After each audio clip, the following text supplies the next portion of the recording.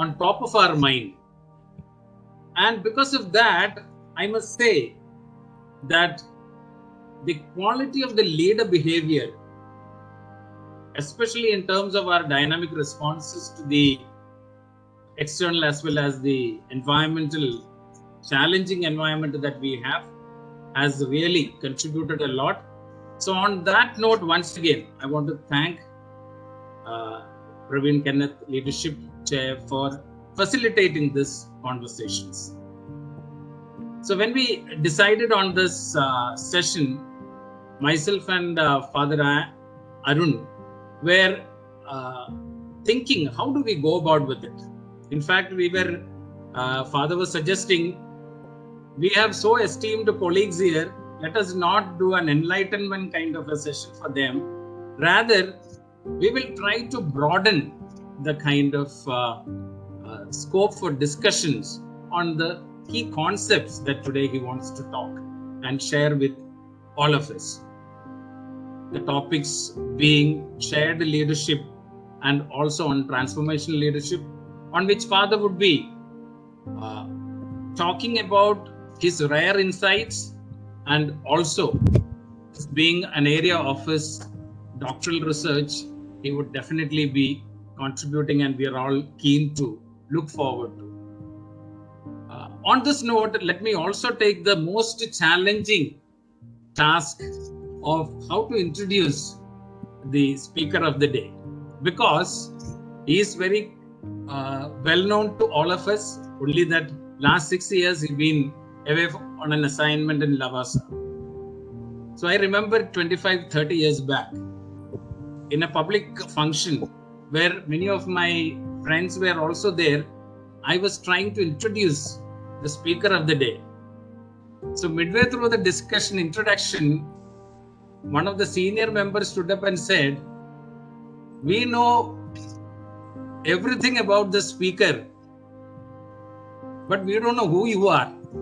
So after that, I have decided to make the speaker intro very, very brief.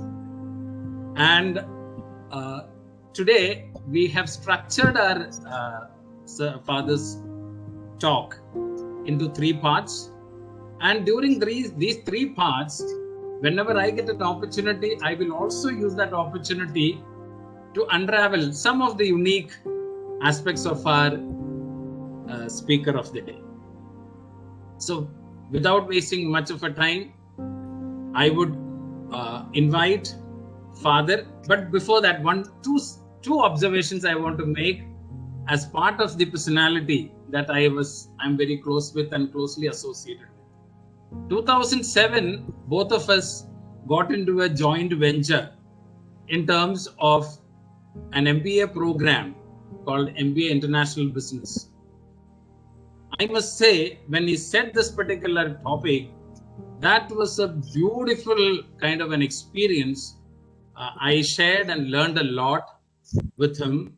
We explored a lot in shared leadership. Some of those thinkings and perspectives I would like to share with you during this talk. And second aspect I want to talk about Father is when Father and Father Arun and Father Joshi landed in Lavasa, I would call this as tabletop landing. You know, like what is tabletop landing for a flight, I would say a pilot, because it is one of the most challenging of assignments. And there, both of them did extremely well, complementing each other, supplementing each other. And I would say during the talk, Father would be sharing some of his great insights and experiences of that challenging assignment as well. So let me invite Father Arun to share his thoughts and views on the topic. And as rightly shown on the slide, he is the star of the day, standing amidst us. Over to you, Father. Good afternoon. Am I audible? Yes. Reverend Father Vice Chancellor, Deans, Associate Deans, Fathers, Heads of the departments, and my faculty and staff colleagues. And of course, the moderator of the day, Biju Toms. I'm extremely privileged, at the same time humbled, to have this opportunity to share some of my views, a little bit experience, and some convictions about leadership. Let me straight get into the task. As we all know, and I can't agree more on the quote on this slide, wherein the most distinguishing factor about leadership is influence. And today we see all around us, all types of leaders adopting different tactics to influence. These days we were having elections, and we have seen in the political sphere leaders using all manipulative, sometimes unethical strategies to influence people to be their voters, followers. And in our country, sometimes it's very disappointing to see the kind of tricks, dirty games people play to consolidate and influence people. It can be offering freebies from taxpayers' money, use paid social media influencers for their own hidden agendas, appeasement of different communities. It goes, we all are aware of. At the same time, we also see the corporate leaders, business leaders, renowned business leaders, how they influence both their teams as well as different stakeholders. Some rely on their information power, access to resources, which all comes from their power of positional power. And others complement it with their expertise and charisma to win over their employees and customers.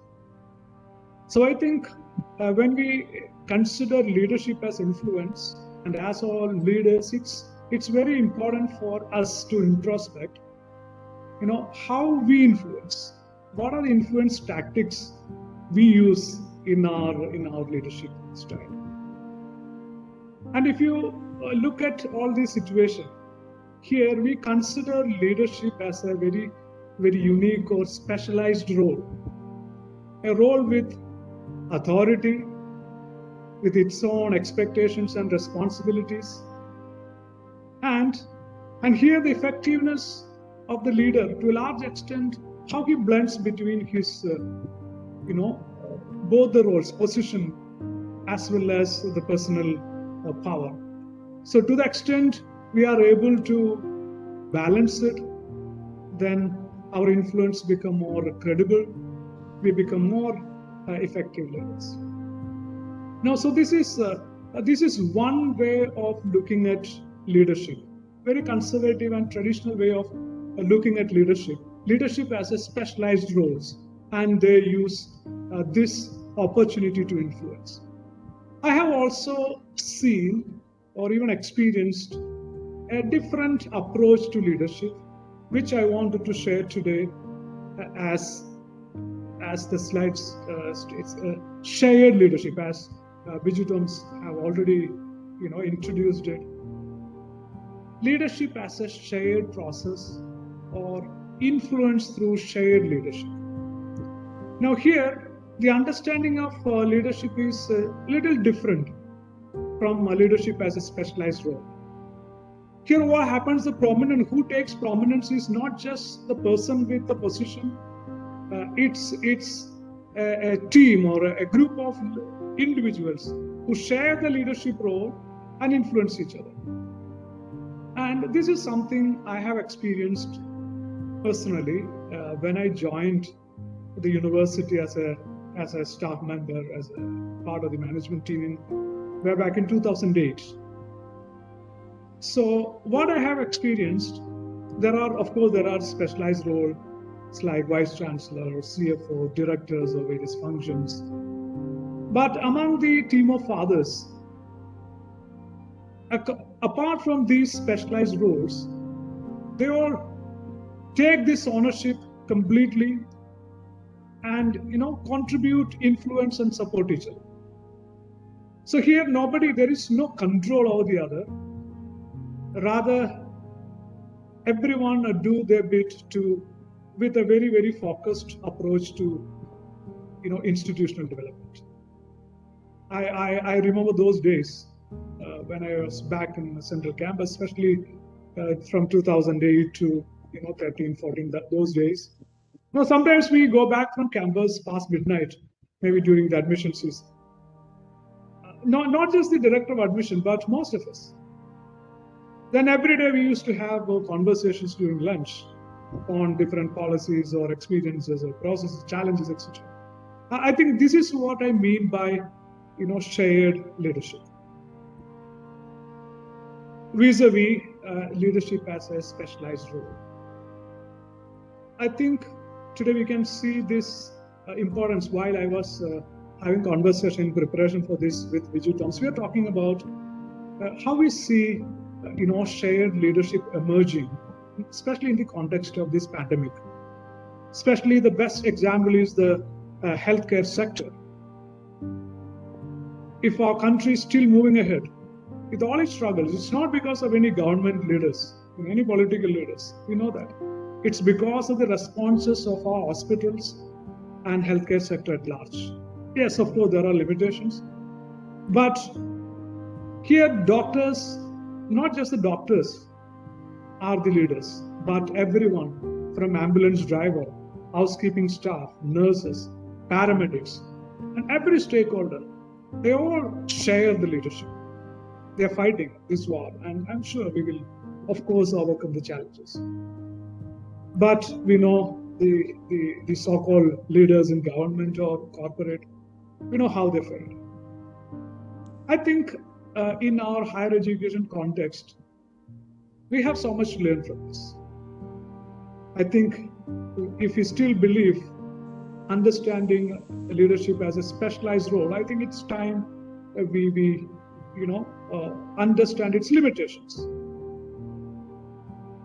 There are 3 factors very essential to shared leadership. The first one, as you see, is called shared purpose. Shared purpose, there is nothing rocket science here. It's all we are all aware of. I'm just reinforcing. Here the question is, do the kind of vision and mission we have articulated as a purpose, is it what we all believe in? And we all know at Christ as university, our vision and mission are very clear. It's excellence, service, transform our students, and whether we relentlessly pursue this purpose, then we are having a shared purpose. But when even some of us don't buy it, or some of the team members, need not be us, we are being leaders, we certainly buy in this mission. But if there are people in our team who from whom we don't get a buy-in, then we, as a department or as a university, we fail to thrive. The second dimension is the emotional and social support we get from our team members, to have a shared leadership approach. I personally have been always thought to be very fortunate as a part of the Christ team of fathers who have been always there to support each other. And I want to believe that every department in Christ, there is this social and emotional support to each other. It goes beyond kind of socializing or having lighter moments, but then it's developing a culture of trust, empathy, and collaborative work. And the third dimension is the voice, is the individual voice. How does everyone listen to and appreciate each other's ideas and contribution? If only head of the department or coordinator's voice is heard in the meetings, then there's a problem. Many times we identify too much with our voice, to the extent we feel it is we like our voice much better than everyone else's ideas. And that results, or that stops actually diversity of voices, ideas coming to forefront. So today we are all aware, especially as we go through this challenging context, higher education is going through a very clear transformation. People are experiencing financial stress in their homes. Online education, we see every day, we see in our inboxes, new virtual programs by Indian or as well as international foreign universities and agencies. So online, onslaught of online education, big corporates entering into education sector, international partnerships, ever-changing space of educational technology. And we know our students, how they are changing their preference to learning. All these are huge challenges for the leaders in higher education. So I believe the traditional leadership model, it has its own limitations. And in that context, I would say a shared leadership model can maybe in a much better way respond to these challenges, where we capitalize on leaders throughout the organization, not just on the positions of authority, but create an ecosystem where the institution benefit from leadership of multiple people.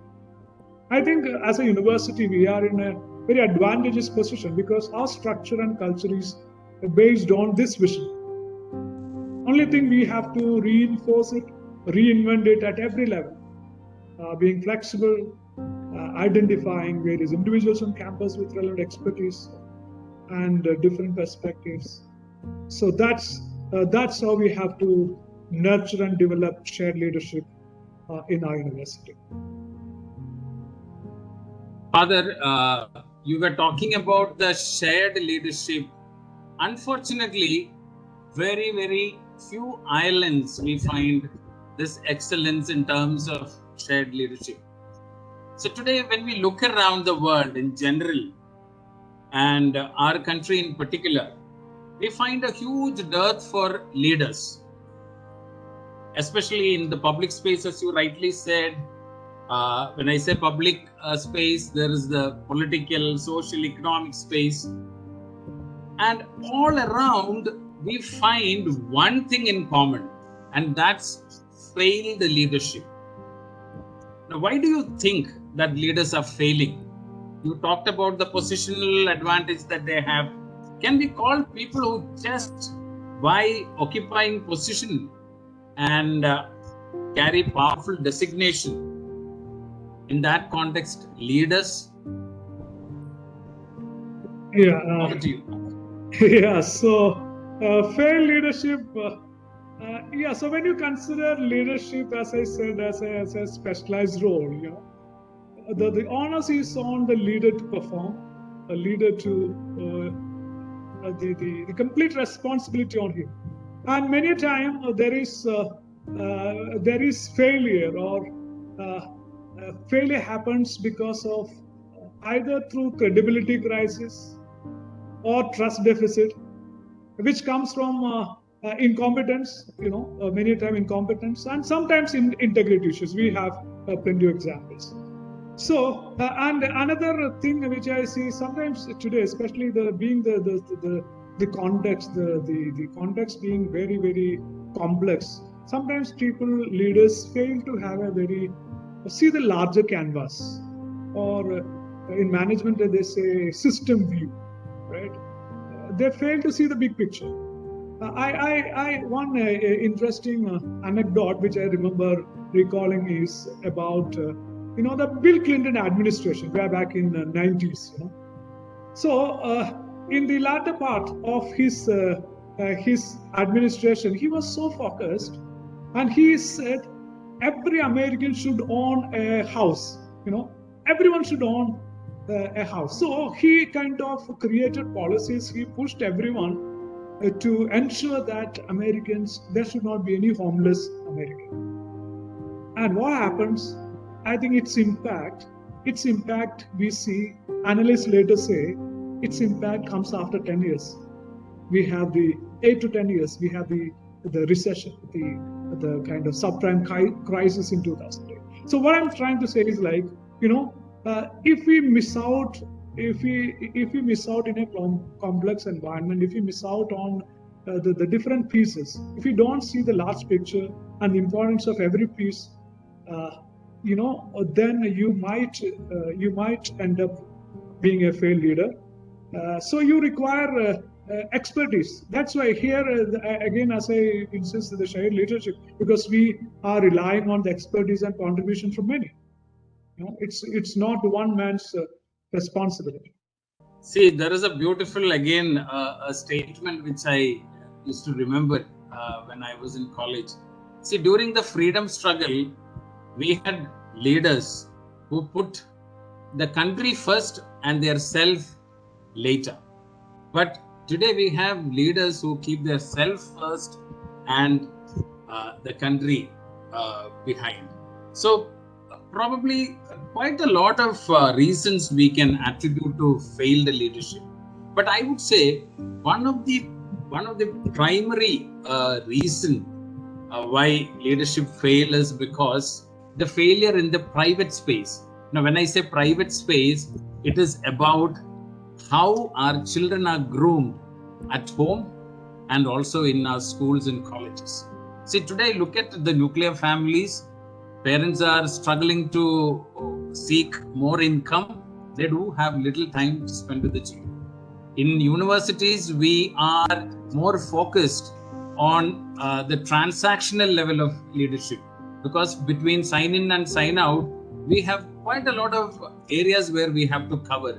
So spending quality time with the students, giving them social intelligence, social inputs, that would also would make them more I would say mature as leaders for tomorrow. In fact, when we look at our leader roles within the campuses, we find that, as I said earlier, more transactional in nature.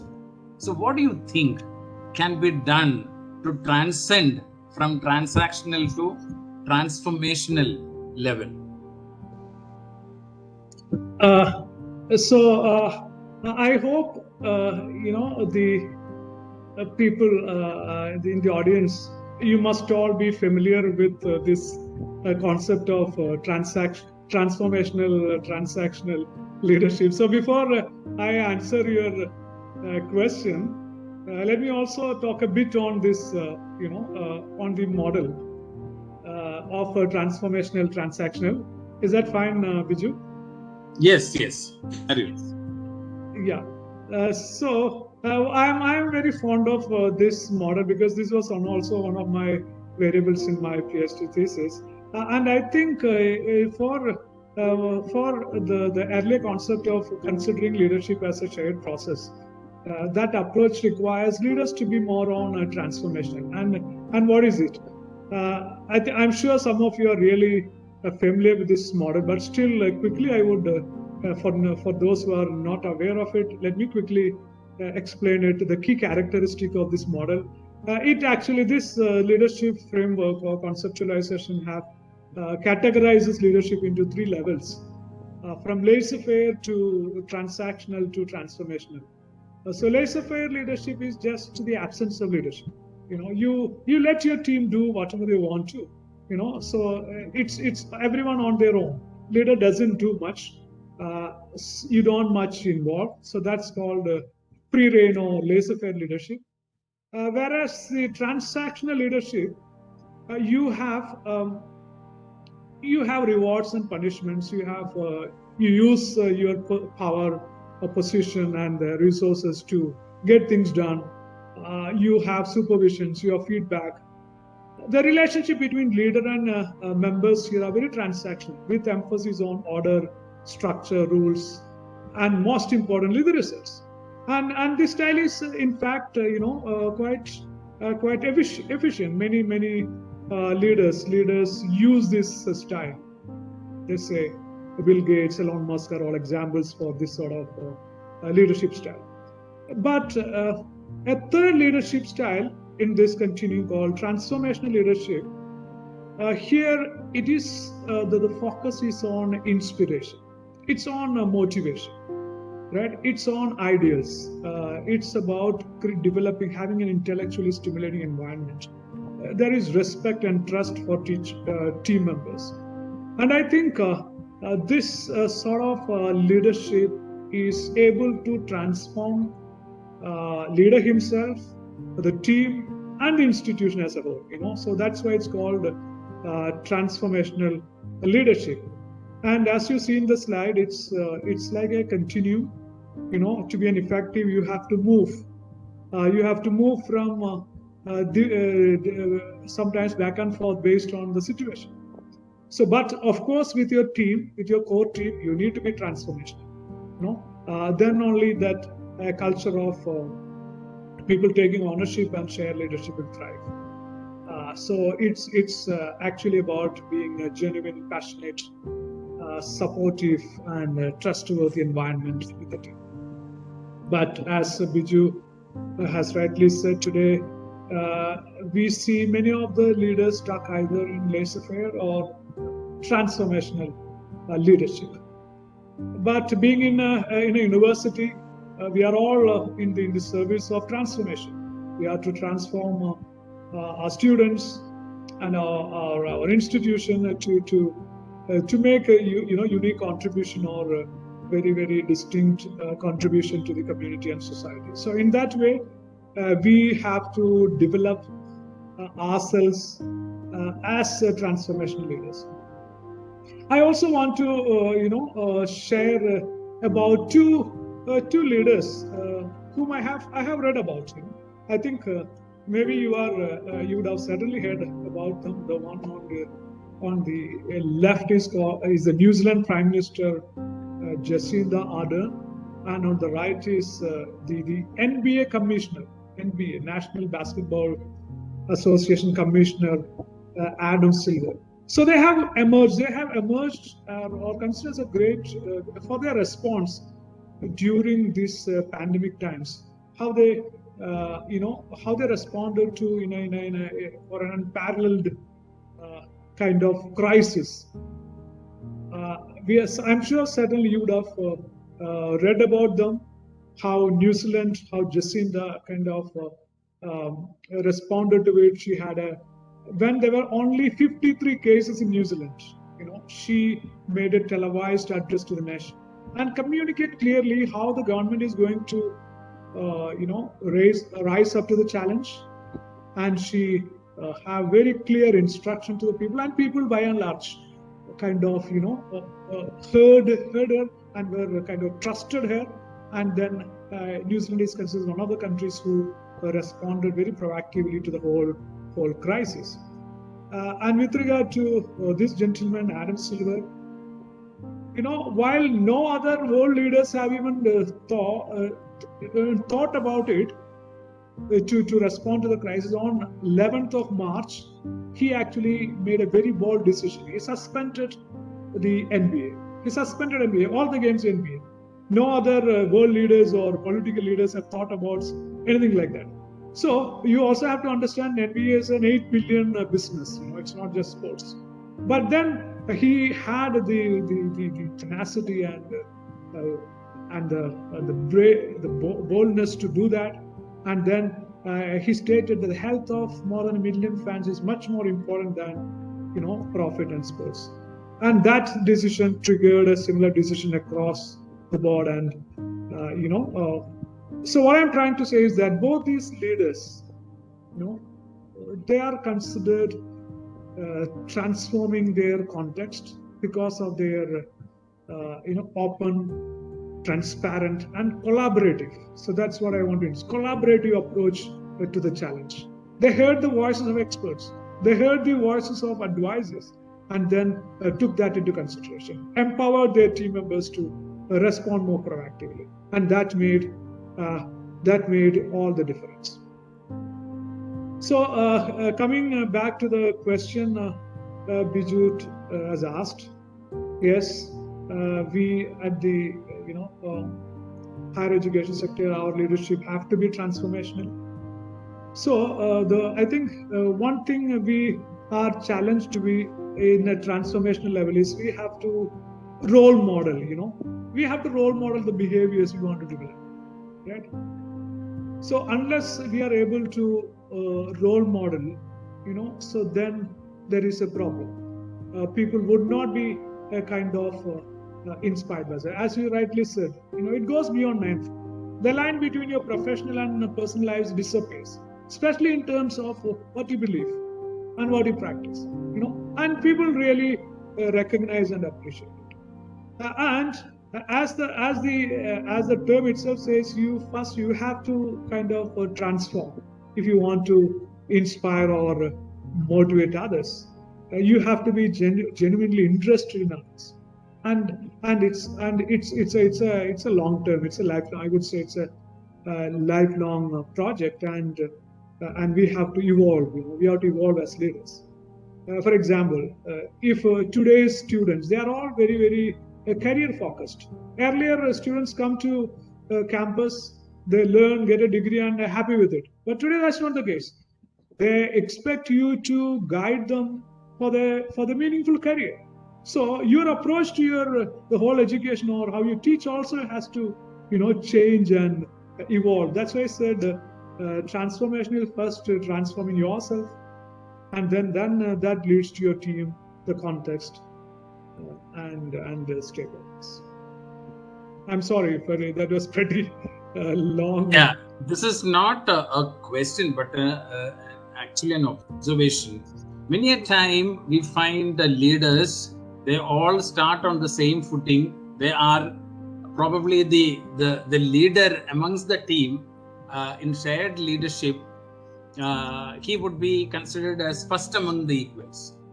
But over a period of time, you find that this leader slowly aggrandizing the power and entering into dictatorial tendencies. And we find this in political space. We find a lot of examples like this. So in this kind of a shared kind of leadership, it is to be absolutely important how we delineate each other's role. How do we continue to complement and supplement each other? Only when this happens mutually, that the shared leadership exists. Otherwise, it would definitely tend to lose to one individual who aggrandizes the power. As it said, gold and glory always go to the winner and not to the winning team. We generally find, and because of this power, the fame, people want to see to that they aggrandize the power, and that probably I consider as one of the biggest challenge to shared leadership. Now we should enter into, for positive time, we should enter into the third area where we are also discussing about how policies and strategy that can weave to ensure that we take leadership, shared leadership, to the next level, meaningful existence. Over to Father. Yes. Yeah. So I would like to share, a couple of my experiences, which was a huge learning for me. I joined Christ, as I said earlier, in 2008.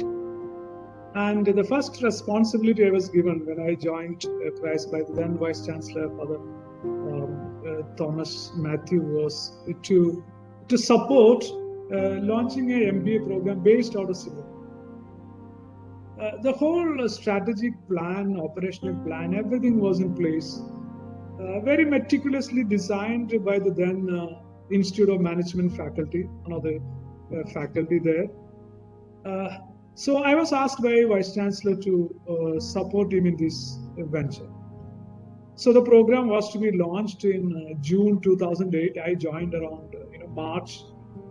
I was doing my MBA. I completed in end of March, and then joined in the support of this. So we immediately started. Earlier, only the faculty was involved in this, was exploring a lot of options. So then we continued. We tried to look at how to rent out space in Singapore. We were talking to different parties there. We were also advertising about the program, and we were starting the admission process. All these are happening. I traveled once with Fal Joseph to Singapore. All these were happening. But at the end, what happened was the program didn't take off because there were no takers. In fact, just one student applied for the program, and we had to scrap the program. Fortunately for us, we delayed investing in infrastructure in Singapore, so we didn't lose any big money.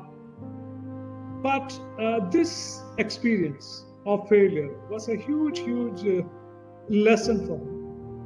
Though everything looked sorted initially, finally it kind of turned into a kind of disaster. So sometimes, leadership roles, we may fall trapped to a situation, convinced that our visions, our plans, everything is 100% perfect. But the reality might be really far away. So while reflecting back, why did it happen? First of all, I would think it was because one man's project. From ideation to execution, that person has conceived it. I joined towards the end, and even the management, everybody, they just said yes to it, trusting whatever he has presented. Should be okay. We relied on his seniority, his experience as a consultancy and business faculty. But then sometimes these do happen: vision, strategy versus reality. In this context, I like this framework of leadership very much. It presents leadership can be, some people are very good in their vision, in their ideas, but they struggle at the execution. Their managerial competency may not be very great. But on the other extreme, you have people who have great in execution. They are very detail oriented, focused on minute things, but then their vision may not be great. They may lack vision for the organization. So what I want to say is, it's very important to have to see people who have both this. If they are there, it's great. We have some of the great leaders. But then not to have this also is fine. Only thing, one person's limitation has to be complemented with others who are good at that. So strategic leadership in an institution need not be a person's responsibility. If it's shared across people, then I think both the vision and execution are taken care of. One more experience I would like to share as a trade-off. This comes from my experience as Director of Student Affairs for 3-4 years, starting in 2012. This time frame also, this experience also had a huge impact on me. So anytime I just made it as policy versus people or emotions. Sometimes you are caught in between. As a student affairs director, you are the custodian of many student-related policies: attendance, discipline, detention, all those tough works. Here the policies are very clear, very black and white. But you also have to deal with different people, different situations, and which are not always black and white. Same situation is viewed totally differently by HOD or faculty member, student, parent, management. So you would have to you respond to a variety of emotions, sometimes anger, fear, sorrow, indifference, and situations also. It can be a tragedy, it can be an accident. So I think this experience also taught me to, when in your journey, when you have to work on, or you have to develop to be more empathetic, reflect constantly what you stand for, in terms of the purpose or in terms of the values. And also you have to live with the choices you make within the constraints, and you have to live with those kind of consequences. So these are two experiences also which have taught me hugely, I would say. We have, Father, a question in the chat box by Professor Gurumurthy from Mechanical and Automobile Engineering. So the question is, what is the role of hierarchical or cadre in shared leadership? Yes, their role is extremely important. They are the ones who build this culture of shared leadership.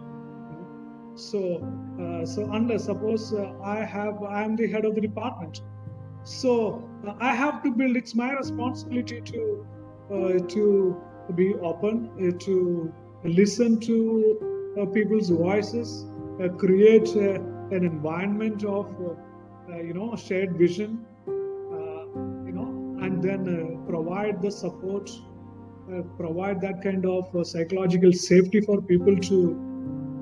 So all this, so it's extremely important for from our leadership positions, whatever it is, to promote this as a culture. So I think I'm clear. Okay, we have. You can even ask if I'm not clear. Please unmute and ask. Gurumurthy sir, are you comfortable with the response? Yeah, I am it's pretty clear, but Father was mentioning his own experience that different people, this is mainly in the context of Christ University and the educational front. That Father was mentioning his personal experience, how he was spending time in the admission section, even though it was not specially assigned to him. And he was also mentioning the healthcare department, how it is standing up to the requirements or the circumstances and delivering right from a driver to the MD of a hospital or so, all doctors. So, but in an educational institution, different people work with different special roles assigned, like Vice Chancellor, Registrar. So shared leadership, as explained by Father, is something that we sit together with one focus, even though our responsibilities are different. So sometimes it so happens some specialized leaders are not supposed to reveal everything to the group with whom they are sharing their ideas to come up. So it may be a hindering point.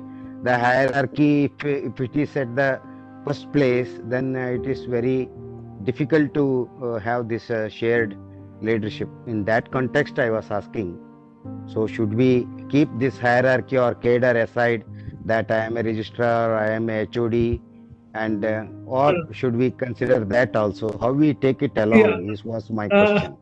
Sir, please, I am not saying one versus the other. Please don't misunderstand. It's not one or the other.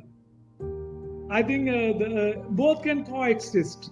So when I say it's how you understand leadership, you understand leadership only as specialized role, or another way of looking at it as, so as I said, there has to be specialized role. Doctor has to be doctor. Even in the healthcare sector, all these hierarchy the responsible roles are there. You can't get away. You can't take away that.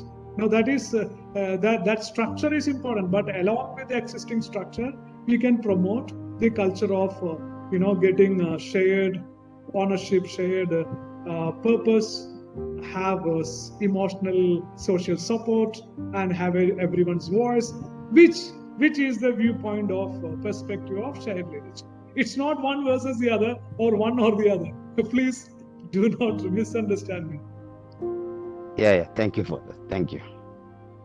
See, even sir, in this term of shared leadership, I feel the power, the distance, we call it as the power to the distance, that always matter in all kinds of maybe the organizations which have defined a hierarchy. Now, let us take something, a very interesting example of transformational leadership from our contemporary day developments. Election is just over. I hope we'll have a little more energy in this discussion or this insight. We had different types of leaders actually performing in the political space. This we saw in the recent, a few days back. On the northeast part, we had two tigresses roaring. We had, compared to the south, we had leaders, especially I consider this particular leader a school teacher turned health minister. She is always silent, smiling, and probably super confident and super focused. And you know whom I am referring to. The contrasting leadership styles. You find the first case in the north, I said, and this, in the long run, which is going to be more effective. And you can say that they are also transformational leaders, not to the extent of what we expect of a transformational leadership. They are not great statesmen, but still they are transformational leaders. They carry charisma, they get things done, they are able to influence people. And one interesting thing is, when the first COVID case was happening, this particular silent leader was thinking about oxygen supply and has already done things in place. So what kind of, you see this two contrasting kinds of transformational leaders, even in a space like a political space, but in the long run, Father, which kind of leadership style, even in this transformational space, is going to sustain? No, I think as I earlier also mentioned, even the transactional leadership, it's not something inefficient, right? It's because it's focused on results. It's focused on results. So transactional leadership is focused on results. To the extent you are achieving results, you are efficient. But then transformational leadership, what is the focus is, are you a purpose-driven organization? Are you able to achieve the purpose to which you stand for? So as you also mentioned, one leader lost, whereas the party won, right? So is it failure, or is it a success or failure for the leader? So what I would consider, so long as from an institutional point of view, if the leader is able to align the team members towards what the institution stands for, and evolve as we move ahead. He himself evolves and the team also evolves. I think that is the best way to conceptualize or understanding transformation. So generally in our exams, students say if they lose 3 minutes, they demand for 10 minutes. So today there was some difficulty in our HODs joining. So we have I think we can have the luxury of a few more minutes. Already we have reached 3:55. It is open to the colleagues. You are welcome to ask questions or suggestions, observations. Over to you. Yes, sir. This is Madhumati. May I ask a question? Yes, go ahead, ma'am. Father, thank you for the presentation. Wonderful presentation on leadership and the types of leadership. The last discussion about the political leaders aroused the political scientist in me, and I just wanted to ask this question: does the leadership usually depend on the type of people that you have to lead, or does it come from following certain principles. Because usually, I mean, as you were mentioning, transformational and transactional, and the last one, I'm forgetting the name, that kind of leadership. I started thinking, laissez-faire, yeah, laissez-faire leadership. I started thinking, for a certain group of people, the laissez-faire may not work. And that's where the transactional type may work. And for certain groups, transformational may not work.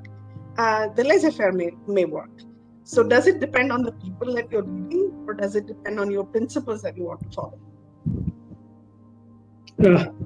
I think, all the situational factors are extremely important. You become effective as a leader when you respond to the situational factor, and then you can move across. That's why I even mentioned that as a continuum. It's not you are one or the other, but then you based on the kind of situations, you can even display transactional leadership style or other. And there are so many other leadership models also, which you must be aware, which focus on this importance of situations, right? But then you talked about principles. If you are not, as a leader, if you don't believe in any principles, if you are not, inspired by certain values and principles, and I think then you have no standing as a leader, right? I don't know what you are standing for. You can't inspire people. Maybe because you can use your positional power and get things done. I don't know. Maybe it's not leadership. I would say it as more a manager, or we should call something else. Leader is one for me. Leader is somebody who can inspire, and that will happen. To have a trust of people, you need to have a certain values, certain principles, and something which people want to align with. Something you have to be strong on your purpose. So in that context, I don't know whether you can call many of the people as leaders. They are, many of the, whether in the political sphere or any sphere, many of them, maybe we have to coin or use some other term for them. Yeah. Sir, some other names are already there. Some other names are already there. They call it as accidental managers, flying blind leadership. All this kind of leadership probably occur on the right side of the laissez-faire kind of leadership. Now we are almost reaching to the end part of our discussion. Is there any more questions that can you unmute and speak? We can have one more question. This is Kennedy here. Can you Go hear ahead, me? sir. Am I audible? Go ahead. Yes. Good evening, Father. That was a lovely presentation. I missed out a few minutes ago when you answered Professor Gurumurthy's question. What I thought was he was looking at the word hierarchical rather than hierarchical, because hierarchical refers to the structure, whereas hierarchical refers to the behavior. We need to have a structure, there's no doubt about it. But then I think his question was more to do with the behavior of the leaders in terms of enforcing hierarchy, and therefore you become hierarchical. And that's when I think he was also talking about not giving all the information or, keeping certain things to oneself, because that, is an indication of power. So to what extent can hierarchical, leadership play an influence or role here in shared leadership? I think that is what you wanted to ask. That's my presumption. I would like you to answer that. And also about the last point that you mentioned, about the political leaders, of course, it's a very good example that we have. The leader, has lost, but the party has won. For me, Of course, I don't want to dwell on this particular example, but then a leader is also somebody who has a foresight, has a vision, and primarily not egoistic. You know, in this example, for instance, if you remember, the contest between the two, was done mainly because of egos, nothing else. So the personal kind of, ego and other issues that play in leadership, I think that is something that you will have to look at. Because when that takes over, ego takes over, then the leader is not able to think, sensibly, think objectively. It becomes a personal kind of clash, So that is one thing that the leader should avoid. And eventually, I mean, we talk about so many kinds of leadership, and each kind, has its own advantages and disadvantages. But at the end of the day, as you said, it's all a combination of many things, whether it's transactional or transformational or whatever. And a good leader is somebody who is able to adapt to the situation. Sometimes you will have to behave like a transactional person, expecting results. We have two types of ethics, deontological and teleological ethics, right? So the leader has to decide at what point in time, what should come in. And that requires a lot of skill, a lot of empathy, and a lot of other, emotional qualities also. So I wouldn't really say that one particular leader. Shared vision is good. Shared leadership in that sense is good. But, we can't, demarcate and say, well, this is, the thing that we should be following all the time. I think a good leader is somebody who's flexible, who keeps changing his strategy or her strategy, who keeps evolving all the time. I think, that is what I would like to consider as a very important message as far as leadership is concerned. So if you could respond to these, I'll be happy. Thank you, Father. It was a good presentation. So thank you very much, sir. I think we are on same lines. So, Father, you have to be very brief. Okay. Yeah, I'm done. I think he kind of reinforced what I have said. I have nothing against what he has said. It's all the same. We have our beloved Vice Chancellor with us. Father, would you like to make any observation, comments? Yes, it was a nice presentation by Father Arun. Thank you, Father Arun, for your reflections about the leadership. I think it is very good. We have to occasionally reflect about our own role, and everyone is a leader. Every teacher is a leader. My opinion is that every teacher should inspire the students and transform them. That is our main responsibility. That means, in that sense, every teacher is a leader. Don't wait for to become vice chancellor like me, okay, to provide the leadership. That is a position leader and so on. Don't worry about that. But everybody has some position now in the university, and we have to utilize it to inspire and transform others. Even students will remember even one sentence you utter with a vision. They will remember. Oh, please remember that our words are not vain. They are very meaningful and powerful. So be sensible and be accurate in motivating our students, because I have heard many students telling our son, because we might have forgotten what we said, but it is touching them in their life. So Arun, I think I know Arun from 2006 onwards. He was a student here.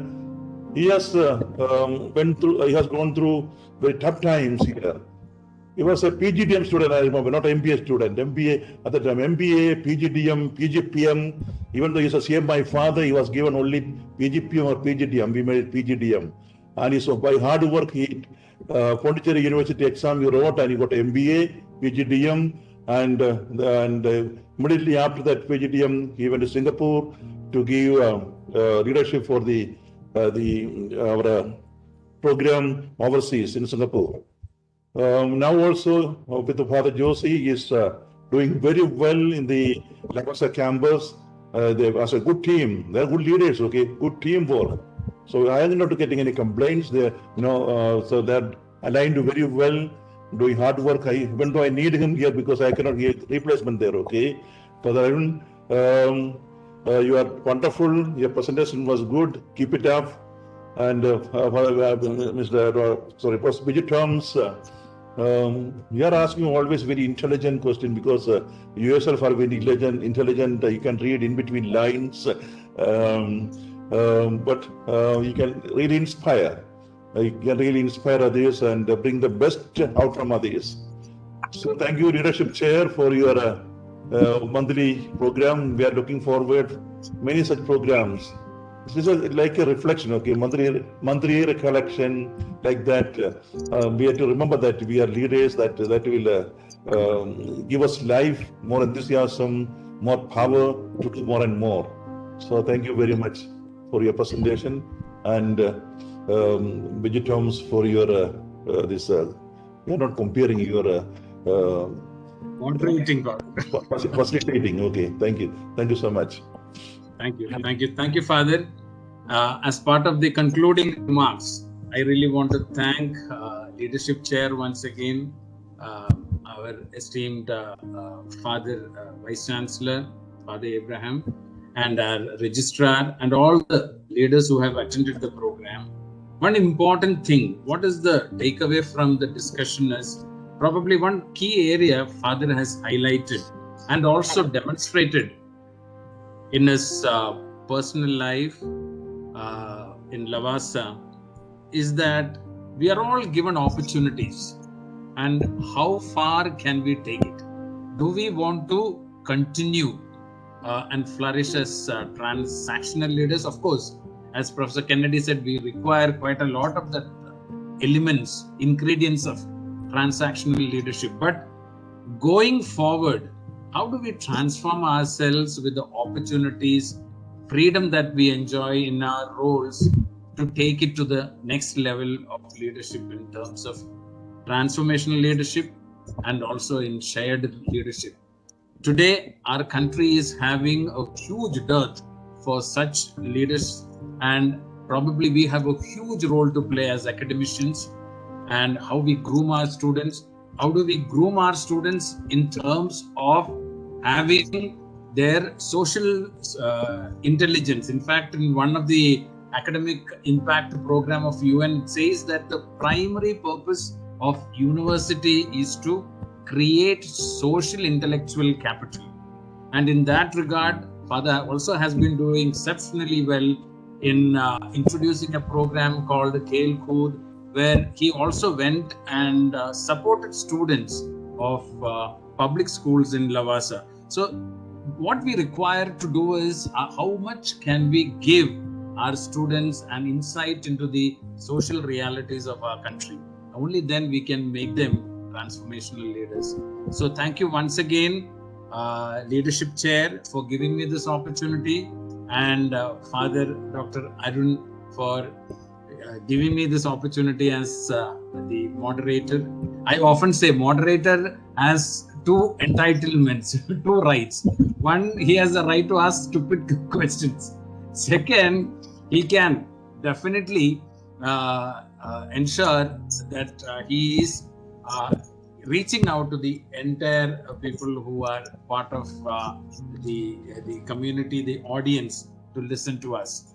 And I was also happy I did not intervene as a moderator too much. Thank you so much for the opportunity given, and have a great day. Thank you, Biju. It was nice, sharing with you.